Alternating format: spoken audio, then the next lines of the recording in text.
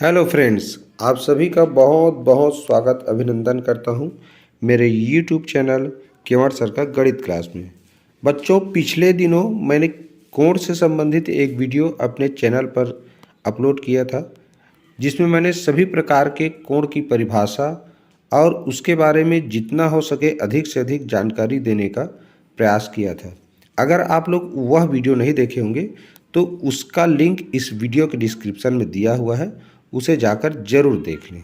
ठीक है, तो आप लोगों के जानकारी के लिए बता दूं, इस वर्ष जवाहर नवोदय विद्यालय प्रवेश परीक्षा में कोण टॉपिक को भी शामिल किया गया है, इसलिए कोण के बारे में हमें जानना बहुत ज़रूरी है। साथ ही साथ कोण से संबंधित किस तरह के प्रश्न पूछे जा सकते हैं, ये जानना बेहद ज़रूरी है।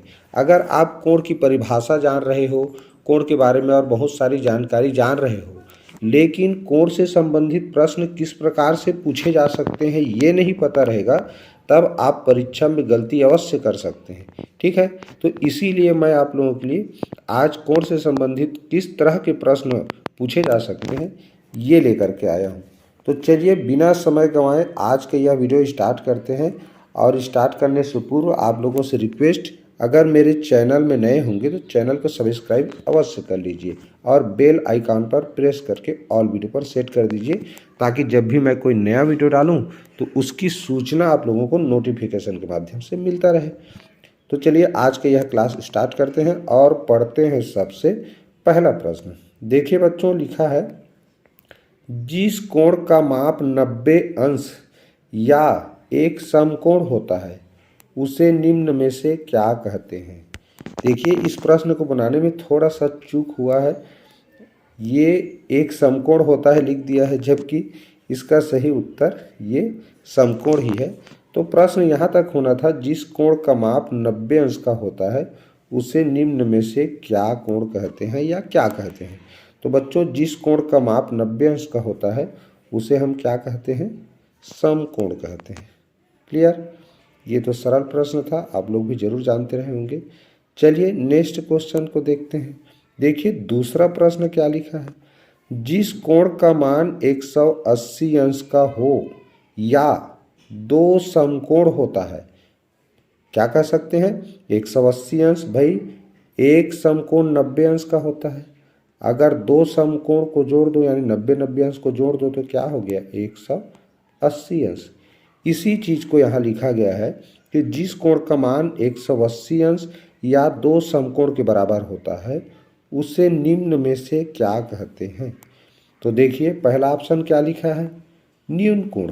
तो न्यून कोण किसे कहते हैं, मैंने उस वीडियो में बताया है कि 0 अंश से अधिक और 90 अंश से कम। 0 अंश से अधिक होना चाहिए और 90 अंश से क्या होना चाहिए, वो कम होना चाहिए।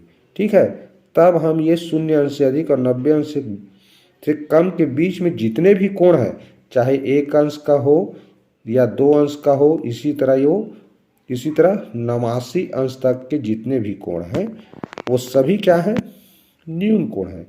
तो यहाँ पर तो लिखा है 180 अंश या दो समकोण के बराबर होता है, तो वो तो 90 अंश से कम होता है भाई, न्यून कोण। तो इसका सही उत्तर है बच्चों सरल कोण। समकोण कहा जाता है 90 अंश के कोण को, अधिक कोण कहा जाता है 90 अंश से अधिक होना चाहिए और 180 अंश से कम होना चाहिए। तो ये 90 और 180 के बीच के अंश का जितना भी कोण होता है उसे अधिक कोण कहते हैं। ठीक, लेकिन यहाँ लिखा है 180 अंश के कोण को, तो 180 अंश के कोण को कहा जाता है सरल कोण। सरल कोण का और दो नाम है, ऋजु कोण और रेखा कोण।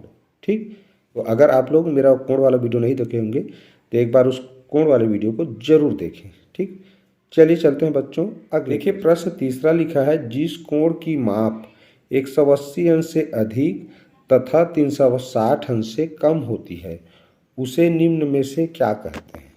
तो ये 180 अंश से अधिक, ये क्या है, 180 अंश का कोण बनेगा।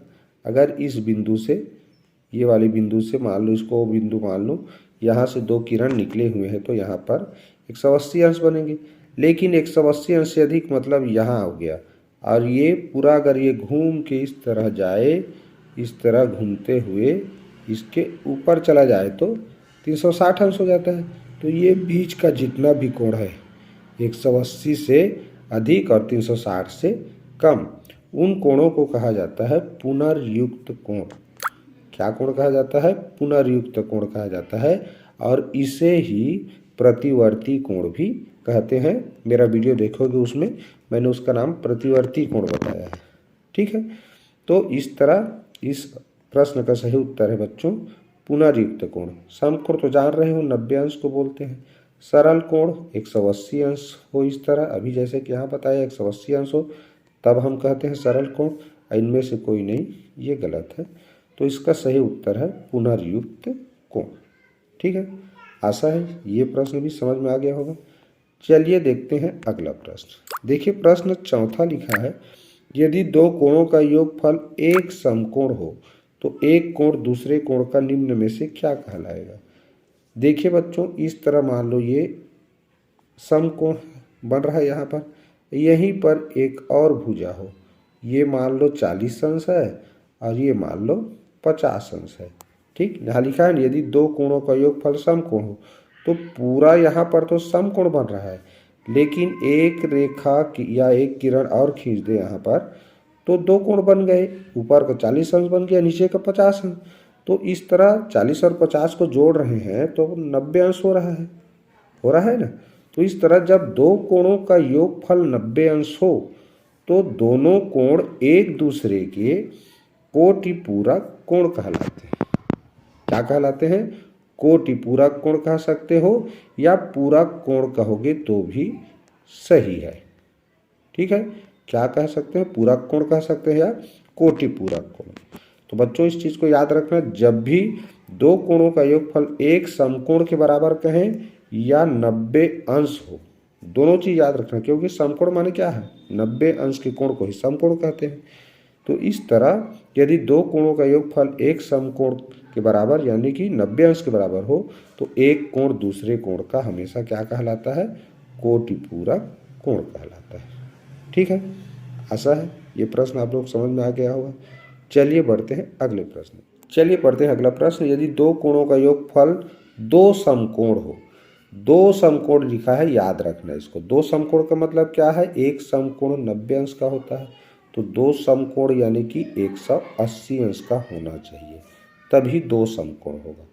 तो यदि दो कोणों का योगफल दो समकोण हो तो एक कोण दूसरे कोण का निम्न में से क्या कहलाएगा। तो बच्चों इस प्रश्न का सही उत्तर है समपूरक कोण। यदि दो कोणों का योगफल मान लो जैसे यहाँ से एक किरण इधर गया, एक किरण इधर आया, ये वाले बिंदु है, यहाँ पर बन रहा है 180 अंश। तो 180 अंश भाई दो कोणों के बराबर है ना, तो 180 अंश भाई दो समकोण के बराबर है ना। तो देखो मान लो एक कोण ऐसे चला गया, तो यहाँ पर मान लो 120 अंश कोण बना, इधर बन गया 60 अंश। तो 60 और 180, 60 और ये 120 दोनों मिला के 180 हो रहा है ना। तो इस तरह 120 अंश का समपूरक कोण 60 अंश होगा, 60 अंश का समपूरक कोण 120 अंश होगा। क्लियर? तो जब भी दो कोणों का योगफल 180 यानी कि दो समकोण के बराबर हो तब वे दोनों कोण एक दूसरे के क्या? समपूरक कोण कहलाते हैं। ठीक, ये मैंने कोण के परिभाषा वाला में भी अच्छे से बताया है।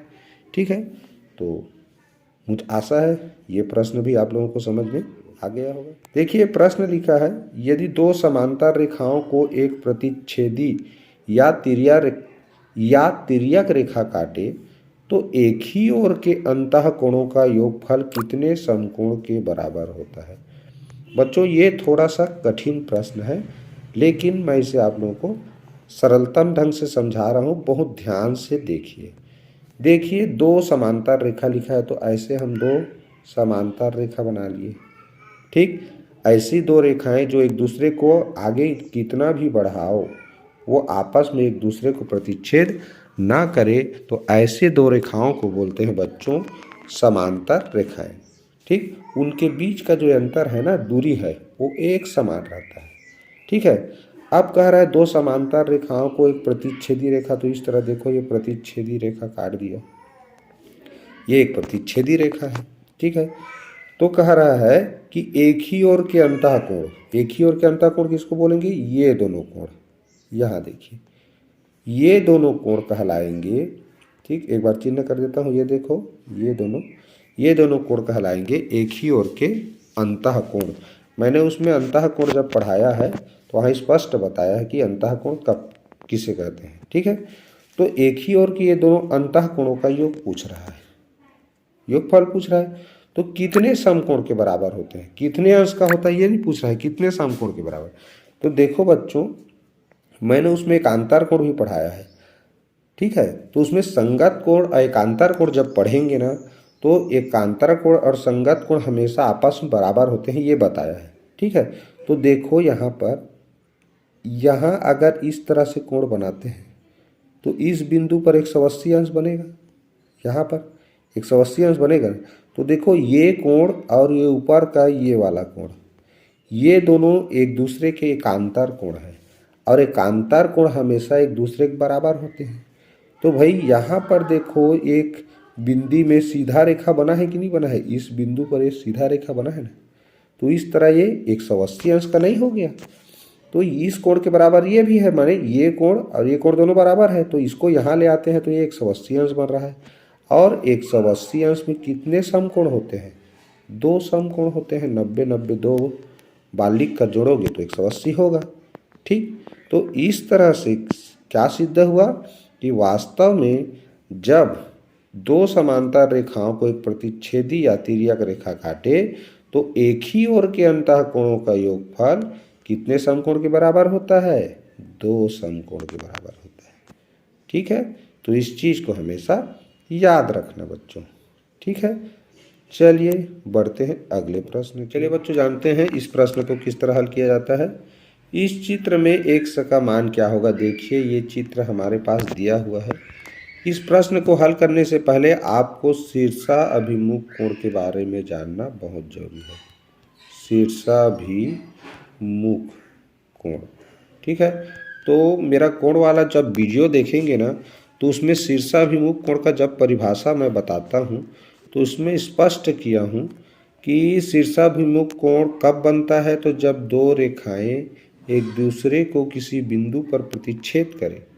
ठीक है, तो उसके इस तरह ऊपर नीचे का कोण हमेशा बराबर होता है, और इस तरह आमने सामने का कोण भी, यानी कि अगल बगल का कोण भी आपस में हमेशा बराबर होता है। जैसा कि चित्र में भी देखो ये 100 अंश है, तो ये भी 100 अंश लिखा है, क्योंकि इस तरह आमने सामने का कोण इस बिंदु पर जहाँ प्रतिच्छेद किया गया है, दोनों रेखा एक दूसरे को करते हैं, तो वहाँ पर हमेशा जो आमने सामने का कोण है वो बराबर होता है। तो इसके सामने ये है तो ये दोनों बराबर हैं, उसी तरह इसके सामने ये है तो ये भी इसी के बराबर होगा। अब यहाँ पर जानने वाली बात क्या है कि किसी बिंदु के चारों तरफ ऐसे कुल 360 अंश बनते हैं।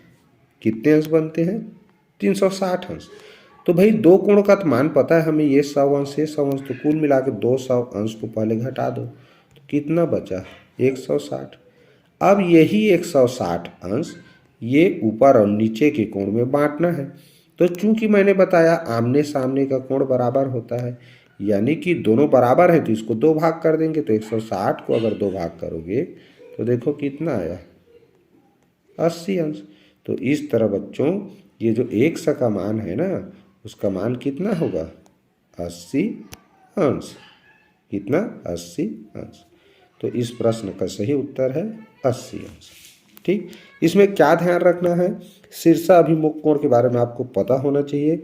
उसमें याद रखना इस तरह आमने सामने का जो कोण होता है वो बराबर होता है, पहला चीज। दूसरा, किसी भी बिंदु के परितः यानी चारों तरफ 360 अंश का कोण बनता है। तो दो कोण ऑलरेडी पता है तो उसको हमने घटा दिया। ठीक है, तो इस तरह 160 मिला। अब 160 को बराबर बराबर हमको 2 भाग में बांटना था, इसलिए 2 से भाग कर दिया तो क्या मिला हमको? 80 अंश। यही इस प्रश्न का उत्तर है। क्लियर? चलिए, आशा है ये प्रश्न समझ में आ गया होगा। अब बढ़ते हैं अगले प्रश्न की ओर। चलिए पढ़ते हैं बच्चों ये प्रश्न 8वां नंबर का। त्रिभुज के तीनों कोणों का योग का मान कितना होता है? देखो बच्चों, त्रिभुज के तीनों कोणों के योग का मान होता है 180 अंश। इस चीज़ को हमेशा याद रखो। चाहे कोण किसी भी प्रकार, चाहे आप किसी भी प्रकार का त्रिभुज बनाओ, न्यून कोण त्रिभुज बनाओ, समकोण त्रिभुज बनाओ या अधिक कोण त्रिभुज बनाओ, तीनों प्रकार के त्रिभुज में तीनों कोणों का योगफल जब करोगे तो वो हमेशा 180 अंश ही आता है। क्लियर? तो ये जो तथ्य है, ये जो जानकारी है, हमेशा इसको याद रखना है। ठीक है, कि त्रिभुज के तीनों कोणों का योग हमेशा 180 अंश होता है। क्लियर? चलिए बढ़ते हैं बच्चों अगले। चलिए देखते हैं बच्चों इस वीडियो का 9वां प्रश्न। देखिए प्रश्न लिखा है 70 अंश का समपूरक कोण क्या होगा। अब देखिए इस प्रश्न का उत्तर कब हम जान सकते हैं, जब ये समपूरक कोण के बारे में जानेंगे। तो देखो बच्चों, जब दो कोणों का योगफल 180 अंश का होता है, तब हम उसे समपूरक कोण कहते हैं। ठीक, कोटिपूरक कोण कब कहते हैं, जब दो कोणों का योगफल 90 अंश यानी कि समकोण के बराबर होता है। और जब दो कोणों का योगफल 180 यानी कि दो समकोण के बराबर होता है, तब हम उसे समपूरक कोण कहते हैं। तो भाई एक कोण 70 है, तो दोनों कोणों का मान कितना होना चाहिए, 180। तो 70 को घटा देंगे तो क्या बचा जी, 110। ठीक, तो इस तरह इस प्रश्न का सही उत्तर है 110 अंश। भाई दोनों कोण एक दूसरे के समपूरक कोण है। कौन कौन? 110 अंश का समपूरक कोण 70 है और 70 अंश का समपूरक कोण 110 है। ठीक, ये मैंने उस वीडियो में अच्छे से क्लियर भी किया है। ठीक, तो समपूरक कोण और कोटिपूरक कोण कहें या पूरक कोण, दोनों में एक जो अंतर है उसको याद रखना बच्चों। देखो मैं दोनों का नाम लिख रहा हूँ यहाँ, समपूरक और एक है पूरक, या इसी को कोटिपूरक कोण भी कहते हैं। तो दोनों में अंतर क्या है देखो, समझो जरा। ये पूरक शब्द इसमें भी है, इसमें भी है, लेकिन इसमें क्या एक्स्ट्रा है, सम। असम माने क्या बताया हूँ, सम कोण 90 अंश का होता है। अब पूरक कोण दो कोणों को मिलाकर के 90 अंश होता है, तो इसमें पूरक यानी कि 90 अंश भी शामिल है, और सम लिखा है माने एक और 90 अंश शामिल है। तो इस तरह 90 कितना हो गया, 180 अंश।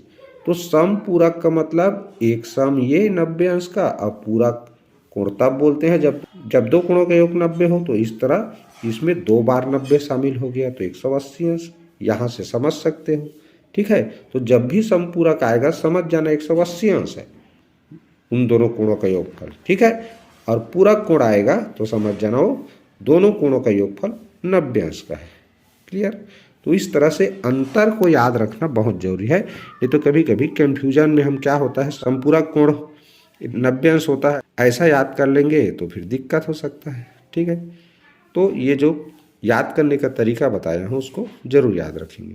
ठीक है, और ये तरीका आप लोगों को कैसा लगा वीडियो के अंत में कमेंट करके जरूर बताइएगा। ठीक, चलिए बढ़ते हैं बच्चों अगले प्रश्न की ओर। किसी समबाहु त्रिभुज में प्रत्येक कोण की माप किसके बराबर होता है। देखो बच्चों, समबाहु त्रिभुज कहा जाता है जिसकी तीनों भुजा समान हो। जैसे मैंने यहाँ लगभग एक समबाहु त्रिभुज का चित्र बनाया है, और यहाँ पर ये तीनों भुजाओं का जो माप है वो एक समान है। ठीक, तो ऐसे कंडीशन में जो कोणों का माप होता है ना, वो 60-60 अंश का होता है। याद रखना, जब भी समबाहु त्रिभुज की बात आए तब वहाँ जो कोणों का माप है वो हमेशा 60-60 अंश का ही होता है। अब ऐसा क्यों होता है, थोड़ा तर्क से समझते हैं। मैंने शुरू में बताया, क्या बताया, कि तीनों कोणों का योगफल, त्रिभुज के तीनों कोणों का योगफल 180 अंश होता है, बताया ना। अब देखो, जब तीनों भुजा समान है तो तीनों कोण भी समान होता है, ये त्रिभुज का नियम है। तीनों भुजा समान है तो तीनों कोण भी समान होंगे, ये त्रिभुज का नियम है। तो तीनों कोण समान होंगे तो और क्या करेंगे जी, 180 को 3 बराबर भागों में बांट देंगे। तो इस तरह 3 छक्का 18, 3 शून्य शून्य, तो 60 अंश आया ना। तो इस तरह एक कोण का मान कितना हुआ, 60-60 अंश। क्लियर? तो क्यों होता है ऐसा, ये तर्क भी आपके पास होना चाहिए, कारण जानना बहुत जरूरी है। ठीक, तो आप क्या तर्क दे सकते हो कि जब भी किसी त्रिभुज में तीनों भुजा समान हो उस कंडीशन में तीनों कोण भी बराबर होते हैं। और चूंकि हम जानते हैं किसी भी त्रिभुज के तीनों कोणों का योगफल 180 होता है, तो 180 को 3 बराबर भागों में बांटेंगे तो 60 अंश आ रहा है। तो इससे सिद्ध हुआ कि समबाहु त्रिभुज में सभी कोण 60-60 अंश के होते हैं। क्लियर? आशा है अच्छे से समझ में आ गया होगा। चलिए बढ़ते हैं अगले प्रश्न की ओर। देखिए अगला प्रश्न लिखा है बच्चों, किसी त्रिभुज में अधिक से अधिक कितने न्यून कोण हो सकते हैं। तो एक चीज़ बता दूं, जैसे देखिए अभी हमने समबाहु त्रिभुज बनाया था, तीनों 60-60 अंश के आए थे। और 60 अंश क्या है जी, 90 अंश से कम है, 0 से अधिक है।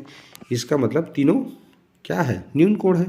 इससे सिद्ध हुआ कि किसी भी त्रिभुज में अधिक से अधिक 3 कोण हो सकते हैं। भाई त्रिभुज में 3 ही कोण होते हैं, 3 से तो ज़्यादा होगा नहीं, तो ये 4 वाला तो उत्तर गलत है। तो 3 कोण, तो किसी भी त्रिभुज में 3 न्यून कोण हो सकते हैं, ठीक है। और मिनिमम पूछे यानी कम से कम पूछे तो 2 कोण होते हैं, ये भी याद रखना, ठीक है। किसी भी प्रकार का आप त्रिभुज बना लो, ठीक है, चाहे समकोण बनाओ या अधिक कोण बनाओ, तो समकोण अधिक कोण वाला त्रिभुज जब बनाओगे तो 2 कम से कम क्या होते हैं, न्यून कोण होते हैं उसमें।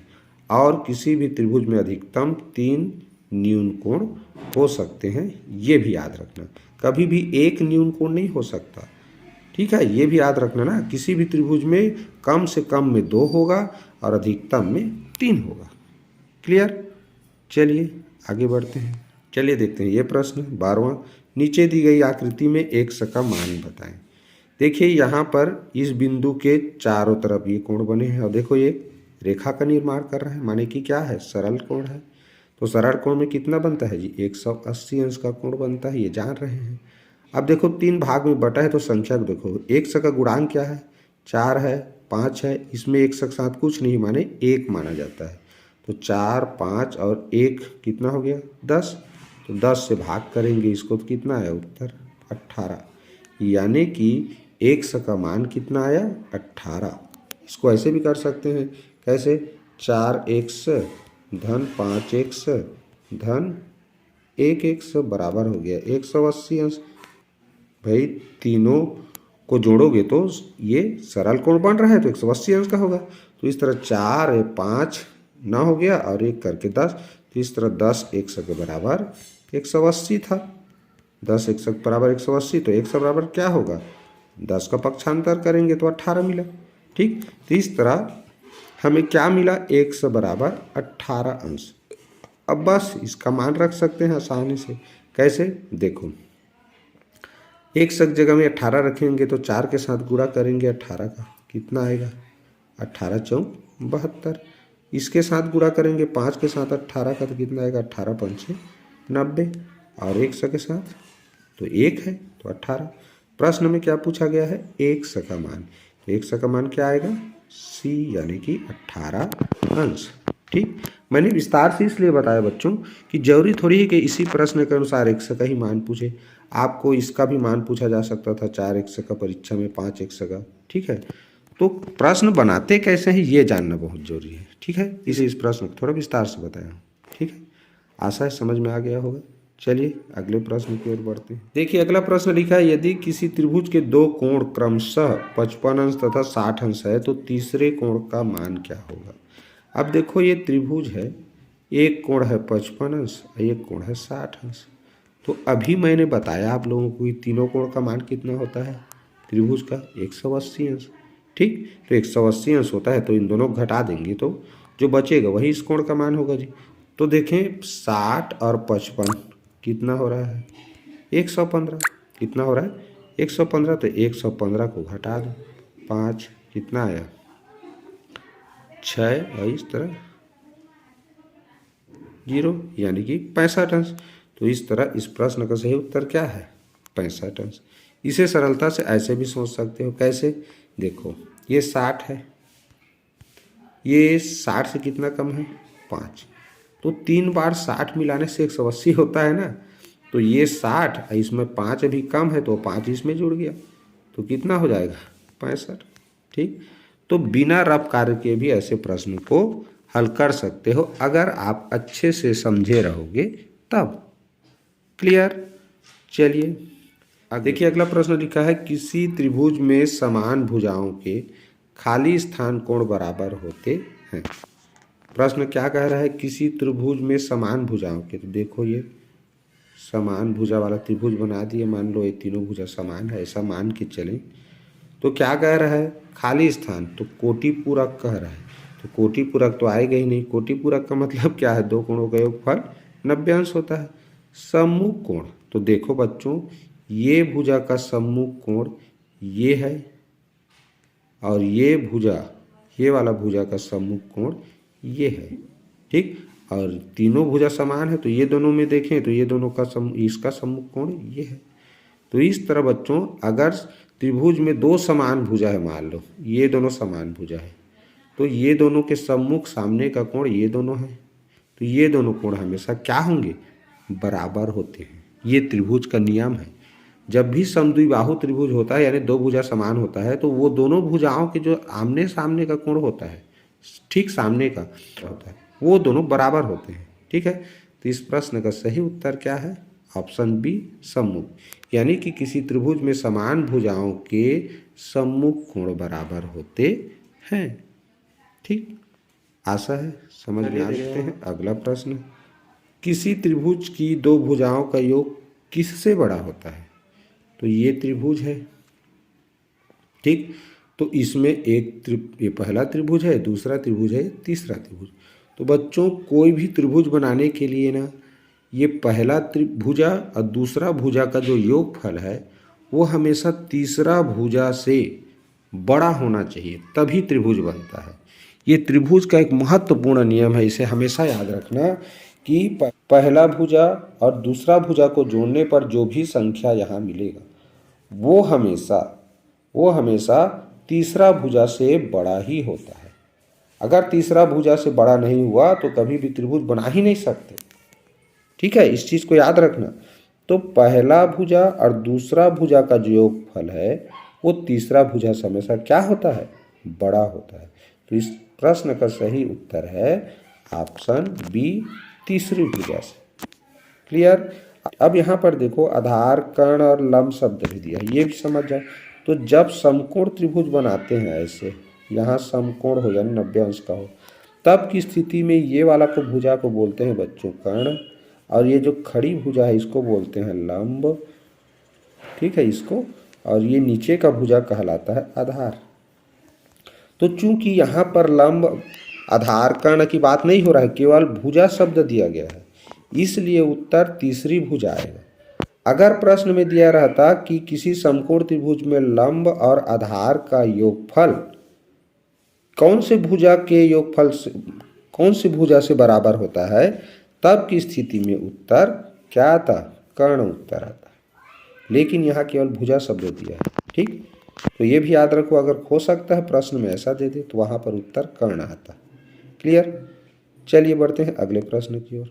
चलिए देखते हैं अगला प्रश्न, यदि किसी त्रिभुज में दो कोणों का योग तीसरे कोण के बराबर है तो वह कौन सा त्रिभुज है। क्या लिखा है, किसी त्रिभुज में दो कोणों का योग तीसरे कोण के बराबर हो तो वह कौन सा त्रिभुज होगा। तो बच्चों याद रखो वो हमेशा अधिक कोण त्रिभुज ही होता है, ठीक है।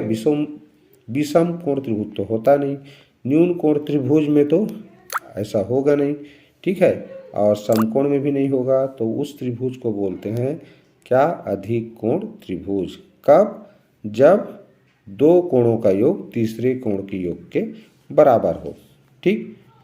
तो आशा है ये प्रश्न भी समझ में आ गया होगा। चलिए देखते हैं अगला प्रश्न 17 नंबर का, 5 बजे घड़ी की दोनों सुइयों के बीच कितना कोण बनता है।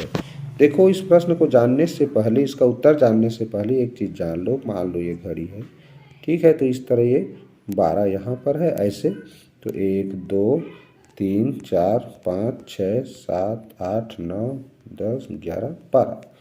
तो देखो जब घंटा कांटा यहाँ पर रहेगा और 12 से 1 में जाएगा, तो देखो पूरा वृत्त में अगर एक कांटा, यानी पूरे घड़ी में एक कांटा जब पूरा राउंड लगाता है, एक चक्कर घूमता है, तो 360 अंश बनाता है। अब ये कुल 12 भागों में बटा है, 12 बजे तक है ना, तो 12 से अगर इसको भाग करें देखिए बच्चों, तो 12 तिया 36 यानी कि 30 अंश।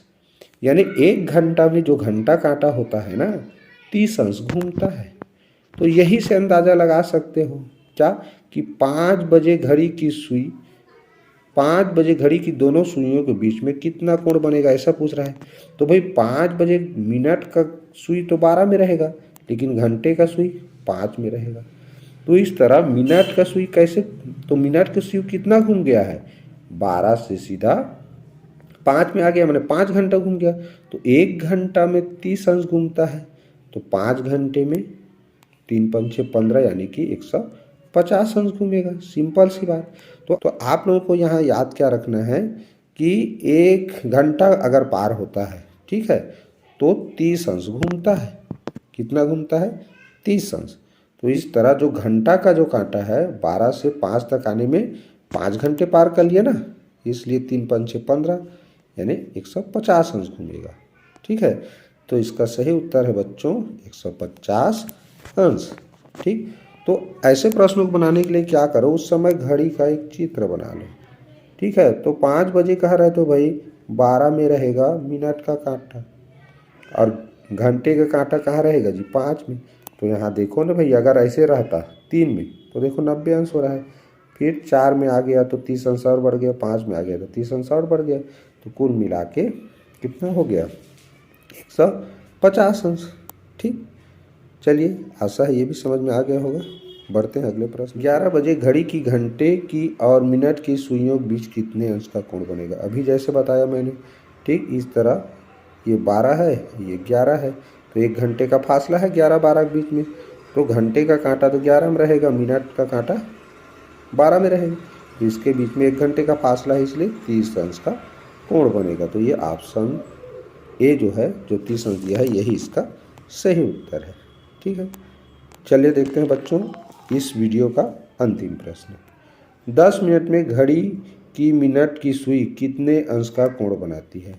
ठीक है, चलिए यहाँ जान लेते हैं, बहुत ही इंपॉर्टेंट प्रश्न है। देखो बच्चों, मिनट का जो सुई होता है ना, 1 घंटे में पूरा इस तरह 360 अंश घूम जाता है, क्योंकि 12 से शुरू होकर के फिर 12 में पहुँच जाता है, तो 360 अंश घूम गया ना। तो 1 घंटे में 360 अंश घूमता है, और 1 घंटे में मिनट कितना होता है, 60 मिनट। तो देखो कटा दो, 6 कम 6 छक्का, यानी कि 1 मिनट में बच्चों जो मिनट का सुई होता है ना, 1 मिनट में 6 अंश घूमता है। तो 10 मिनट में ऐकिक नियम से 6 दहम 60, कितना 6 दहम 60 अंश घूमेगा। तो इस प्रश्न का सही उत्तर है ऑप्शन ए। यहाँ आप लोगों को याद रखना है कि मिनट का जो सुई होता है 1 मिनट में 6 अंश घूमता है। अब जितना मिनट का पूछेगा उससे 6 का गुणा कर देना। 10 मिनट का पूछा तो मैंने 6 का 10 से गुणा किया। 12 मिनट का पूछता तो 12 छक्का 72 अंश बताता। ठीक, तो इस तरह से ऐसे प्रश्न को आसानी से हल कर सकते हो। ठीक है, तो बच्चों कोण से संबंधित प्रश्नों का यह कलेक्शन और समझाने का तरीका आप लोगों को कैसा लगा, प्लीज़ कमेंट करके ज़रूर बताइए। और कोण से संबंधित आप लोगों के पास और जो भी प्रश्न होगा, स्क्रीन पर जो नंबर दिखाई दे रहा है उस पर व्हाट्सएप करें। मैं उन प्रश्नों का भी वीडियो बना के अपने यूट्यूब चैनल पर अपलोड करूंगा, ताकि आप लोगों को लाभ मिल सके, और आप लोगों के साथ साथ अन्य बच्चे या अन्य सब्सक्राइबर जो मेरा वीडियो देखते हैं उनको भी फ़ायदा हो सके। ठीक है, तो आज का यह वीडियो कैसा लगा प्लीज़ कमेंट करना बिल्कुल मत भूलना। वीडियो को एक लाइक कर ही दो, और अपने दोस्तों में अधिक से अधिक शेयर जरूर करना। ठीक है, तो वीडियो को यहीं पर विराम देते हैं, फिर मिलेंगे नेक्स्ट वीडियो में। तब तक के लिए goodbye, have a nice day.